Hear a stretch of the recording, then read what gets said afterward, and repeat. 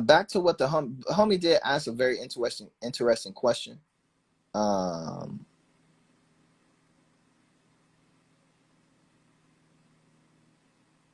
Who's this brother? Yo, can you is this Hakeem Future Speaks? Can you comment in the in the comment section, and I could bring you into the live from there? Appreciate that. Because it ain't just here, you know, like I'm sure there's anti-vaccination things going over all around the world. Be interesting to see.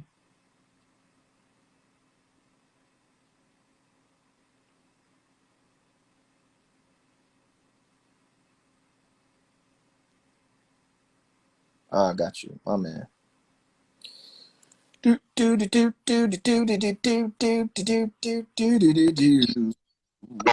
alaikum. What's up, Lupe? What's up, brother? Alhamdulillah. How you doing, bro? I'm good. Where you checking in from? Man, I'm in the shop right now, bro. I go to the Art Institute, so that's where I'm at right now. Okay, so you not overseas? Nah, not overseas. Talk about what's going on overseas. You not even there. No, but I be reading the news, bro. So that's why I was trying to see what you know about what's overseas, bro. I don't know what's going on. Fill me in.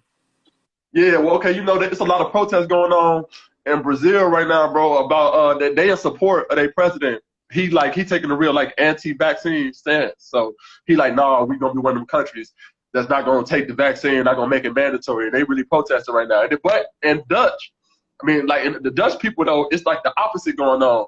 Their president took like a real strong mandatory. He made it mandatory for them to take vaccines, right? But just because of their protest, he didn't change his mind for right now. Let's see what happens. Well, the Brazil is old, and just so you know, everybody in Brazil don't agree with Bolsonaro. Like Bolsonaro, kind of a piece of shit, you know. He kind of like the Donald Trump of Brazil. You feel me? Oh, word. With that said, he has following because he represents that half. Same way Donald Trump has a massive following. He represents 70 million, 80 million people. So that's not a signal to me. That has nothing to do with the effectiveness of the vaccine. You know what I'm saying? Okay. That yes, there are influential people who are going to take a stance, and they're going to have some supporters, right? And that's just what that is. But just, you know, sometimes numbers don't really mean shit. You know, like you have a bunch of people talking about a bunch of nothing. And just because you got a bunch of people talking about a bunch of nothing, that don't mean that once you hit 70 million, it becomes something. Like it's still nothing, right? It's just a lot of people talking about.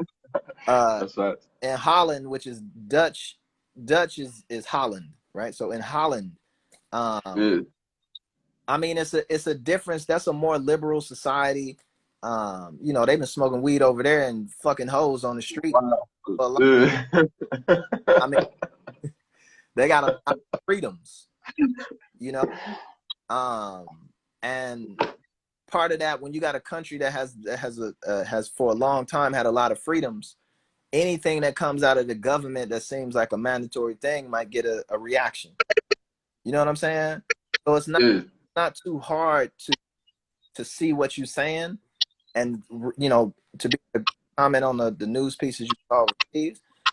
Both of those things have nothing to do with the effectiveness of the thing. Right. So you see like the majority of like global protests, you see them as like influence based, as like two sides that have like a major influence from like maybe like societal figures or public figures, as opposed to like opposing facts or like opposing positions. They're not arguing facts. You know what I'm saying? Okay. You can't really argue facts. You know what right. That's right.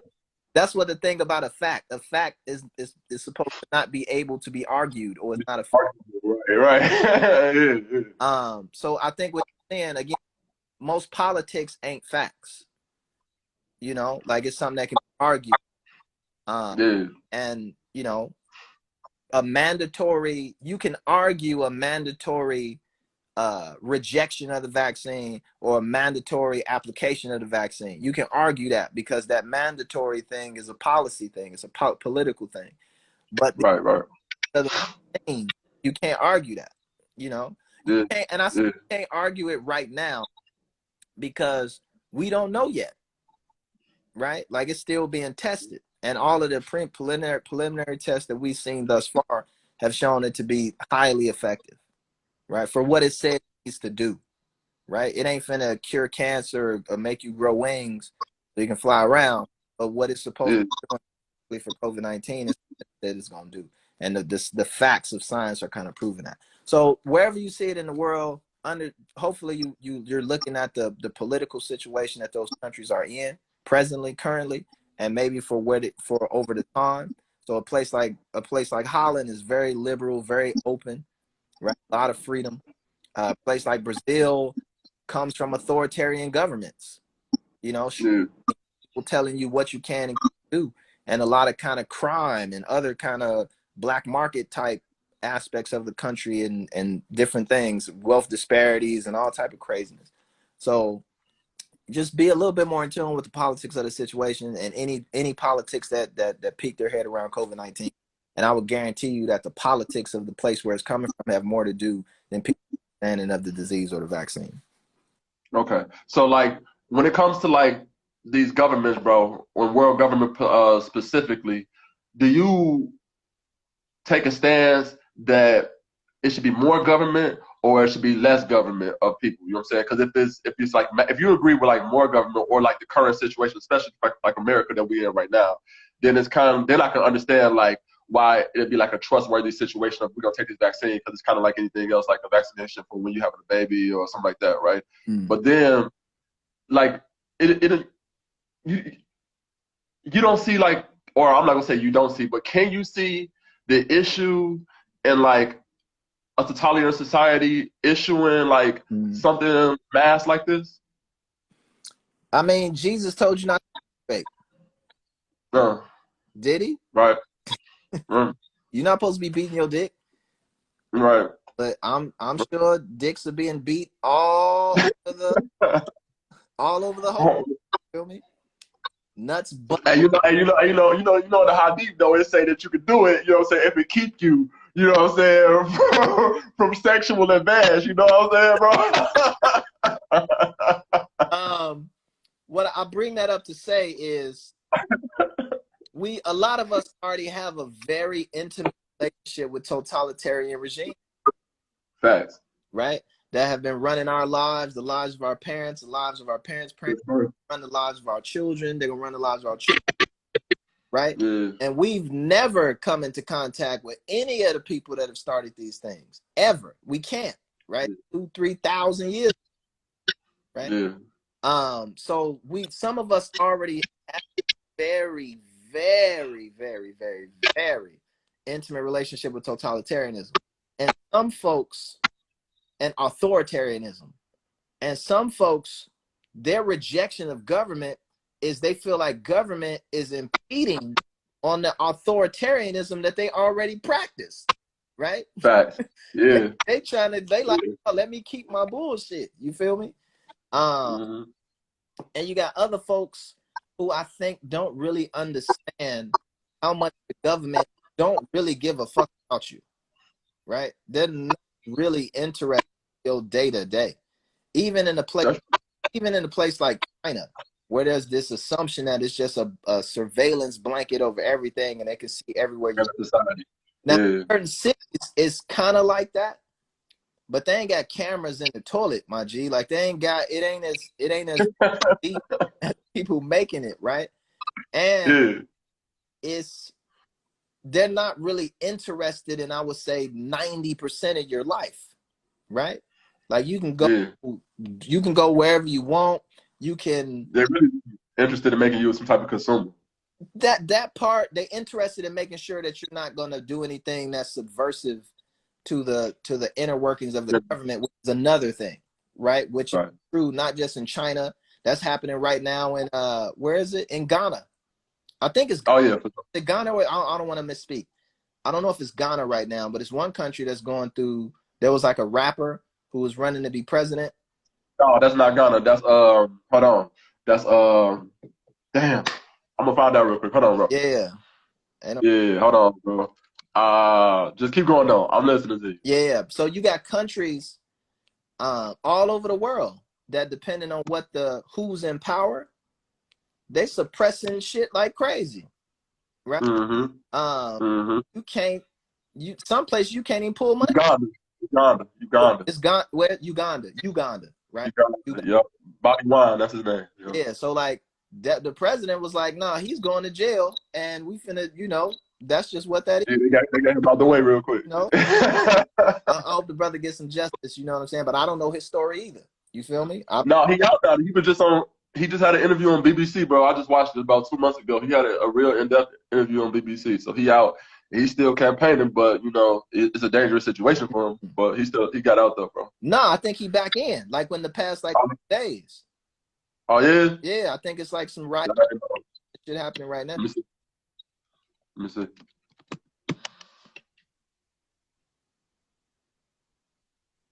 Oh shit, bro. Yeah. Oh no, okay. I thought he died. It said, "Oh, Bobby Wine's released, 37 dead." No, he released. They just released him. Okay. On November 20th. So he went back. He was right. We both was like late on the news. You know what I'm saying? Like he went back, and now he just got out on the 20th. So yeah, there's something too, like how much of the depending on what country you live in, right? And some aspects of your life that the government cares a whole lot about, and there's other aspects of life where the government will let you down the street, right? And they'll sweep your body into the sewer type situation, right? So it depends on where you at, and sometimes we like to project the authoritarianism of other places here, right? We try to create this empathy or this kind of like solidarity with certain groups in certain places and what they experience, but we can't experience that, man. Like there ain't no way we can really.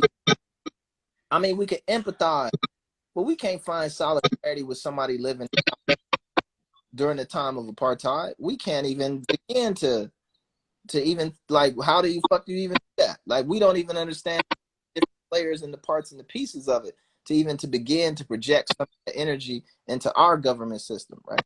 Now, we might have certain details that are relevant to each other or certain details that are in alignment, but I mean, there's other forces and factors that we just don't have, right? To make it seem like we're under the same boot as other countries, because we're not. Yeah. We don't have certain places. People like to bring up Cuba, right? Yeah. And there is this thing in the Nation of Islam where they talking about they ain't taking no vaccines. But Minister Louis Farrakhan said if Cuba vaccine prove out to be working, then they're gonna take it. Because they lead the world in medical research, right? You know what I'm saying? But in medical practice. Cuba also is stuck in time, right? Because of the I think like a cultural from a cultural perception. The politics of that country stalled that country, right? Yeah, for sure. A certain parts of Cuba ain't all that cool. You know what I mean? Not modern. Yeah. You still got to get yellow fever vaccine to go there. Damn. Things that still you ain't got to take no yellow fever vaccine to go to the UK. You ain't got to take one to go to Japan. The most medically advanced country, and at least it's touted to be that way. I don't believe that's the case, but I mean, it's other aspects of that society that the government has somewhat sacrificed to make it a leader in the medical field. You know what I'm saying? And there's a history of that happening in countries like that, where you got people that were doctors forced to go work in the fields. I do generally believe that Cuba is the most medically advanced society, just from the state of that they are a socialist state, so they always doing free stuff, and when you're doing free stuff, you practice it more. You know what I'm saying? So they're doing more medical work, so they get the they get the expertise from doing it way more because it's free. You know what I'm saying? So the free aspect of it, you got to be careful with, right? Because Cuba's also supported. It has partners in the world. It's not just like by itself, So it has relationships with socialist countries. At one point in time, the main backer of Cuba was the Soviet Union. Right, Russia. Right. So it wasn't like they was doing it in and of themselves, right? The other aspect, free shit is nothing's free, and there has to be an incentive to create certain things, right? Yeah. So what you also have in Cuba is a lot of people fucking left, right? And the same thing in certain African people left. It was like I don't know, bro. Like, you know, when you got like certain different grammars, bro. I'm sorry, certain demographics, bro, and you get to know them like interculturally. You get to know like them people that leave, like especially like Africans Mm-hmm. or real talk from Cubans, right? They don't. Them is like the shittiest of them. You know what I'm saying? Like the Cubans that leave Cuba and come to America, bro, is not good Cubans, bro. They the shittiest. They done the most. You know what I'm saying? They come to be westernized. They chase to be. You know what I'm saying? That's You don't think so, bro? that's a little bit of a generalization on the demographic. Oh, legitimate. Okay, yeah, for sure, for sure. There's folks who want to be. So take Zimbabwe for example, right? Yeah. Zimbabwe at one point when it was Rhodesia. Rhodesia, right? Yeah. It was quote unquote a modern country, right? At least in terms of its manufacturing, its institution, its industry, stuff like that. It was built up segregation and racism, but you also had kind of intermingling and stuff like that. Yeah. And when you had Mugabe and the ZANU PF come in and you know you had this whole revolution and stuff like that. You had some things that happened in Zimbabwe that you know kind of crippled Zimbabwe to a certain degree, right? Right. Took the farmers off the land and replaced it with black farmers, and whether from just the black people knowing how to operate the farm at that level, or you actually had the white folks who was like, we're not finna show you how to do the shit. Right. The social embargoes. Right. What you had was, and I bring up Zimbabwe and gave a little bit of the history just so I can, what I'm about to say now kind of make a little bit more sense to folks, is when you operate like that across over time, certain they start to suffer. Right? When you set up certain institutions, you're not really on your monetary policy correctly, you still need to get paid. Right? So even in socialist places and are free, the doctors are still getting paid. They're not working for free. Oh yeah. Right? Yeah, for sure. Even if what they're getting paid is much less, or it's stipend, or it's whatever, they still getting compensated for their services, right? And they still real honest love for the country. So you take a place like Zimbabwe right now, the system is trash, right? But you still got doctors who love Zimbabwe, who might have been members of the ZANU PF, who love Zimbabwean people, but they ain't got bus fare to get to the hospital. Right? So they looking at like, man, I'm actually a doctor. I know how to heal people and do surgery and all this other stuff. But my government can't even provide car fare for me to get to the goddamn hospital. I see what you're saying. Yeah. And it's like, man, I'm finna go to South Africa. You know, I'm finna bust a move because I can't work for free. Because me working for free is, I can't even get to the hospital. Right? So how the fuck I'm even get to the hospital to even work for free when I can't get there? So they looking at it like, man, I'm gonna cut my losses and move to another situation. I'm gonna go to another place. So I say that to say it isn't like they the bottom of the barrel, or they just the worst or the most kind of anti-government or whatever. Like, it's folks who legitimately love their country, they love their government, but there's aspects of their government which don't provide for them at the level at which it needs to be, even on basic fundamental shit, and they wind up busting a move. Facts. All right, Lou. Well, I appreciate you today, bro. All right, go back to school, man. Go back to work. All right. Bro, I got some homework to do, my boy. Assalamu alaikum, man. Thanks, Salam. Wow. Shout out to Hakeem coming in. Let's do one more because that went a little long and I'm hungry.